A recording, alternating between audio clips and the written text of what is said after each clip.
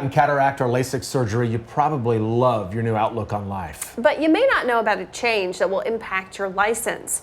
So before you make a spectacle of yourself, Gina Bullard has some advice.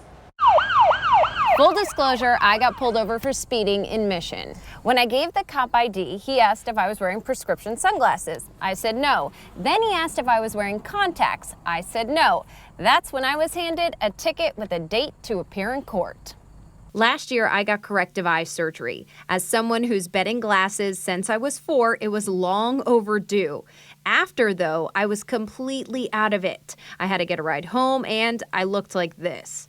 I never changed my license, and that's where I went wrong. If you have a corrective lens restriction on your license, you have to get it removed if you have corrective vision surgery.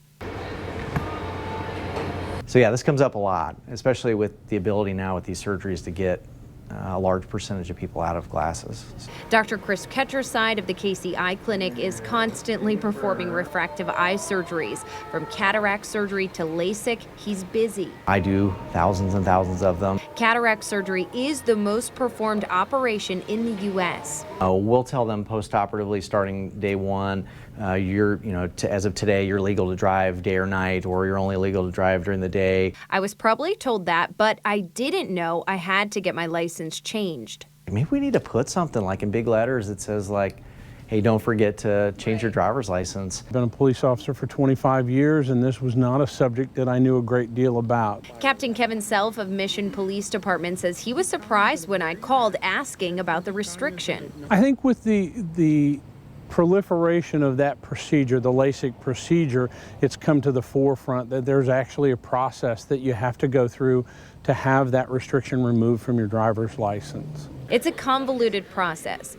The Kansas Department of Revenue says there are 2 ways to get the restriction removed from your license. Your doctor fills out a special form, or they can send in a letter specifying the restriction and that it's no longer needed.